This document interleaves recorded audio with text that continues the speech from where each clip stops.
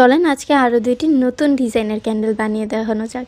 ক্যান্ডেলের মোলগুলো কিন্তু আমাদের পেজে অ্যাভেলেবেল আছে। আর প্রথমে যে ক্যান্ডেলটা বের করছি এটা হচ্ছে গিফট বক্স ক্যান্ডেল। সেকেন্ড ডিজাইনটাও গিফট বক্সেরই, কিন্তু ওইটার ডিজাইনটা একটু অন্যরকম। প্রথম ডিজাইনের মোলটা আমাদের পেজে অ্যাভেলেবেল আছে, সেকেন্ড ডিজাইনটা শুধুমাত্র আমি নিজের জন্য এনেছি। আর এই ক্যান্ডেলগুলো আমি এর আগে প্যারাফিন ওয়্যাক্স দিয়েও বানিয়েছিলাম একদম শুরুর দিকে, তখন ফিনিশিং অতটা ভালো আসেনি, কিন্তু এখন এই ওয়্যাক্স দিয়ে দেখেন ক্যান্ডেলের ফিনিশিংটা কত পরিমাণে সুন্দর এসেছে। আর প্রত্যেকটা ডিটেল বোঝা যাচ্ছে, বক্সের সাইডে যে কাজ করা এগুলো সব একদম ক্লিয়ারলি বোঝা যাচ্ছে। উপরের বোটাও ঠিকঠাকভাবে বের হয়েছে, সব দিক দিয়ে একটা পারফেক্ট ক্যান্ডেল। আর সেকেন্ড যেটা, এটাও হচ্ছে কি গিফট বক্স টাইপেরই, কিন্তু এটা হচ্ছে অনেকটা লম্বাটে।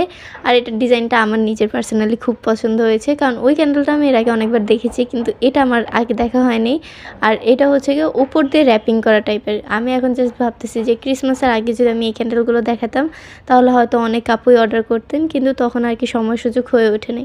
আর এটা ছিল, এটার ডিজাইনটা পুরো একদম গিফটের মতো লাগছে, ওই যে ট্রির নিচে থাকে যেরকম ওই রকম।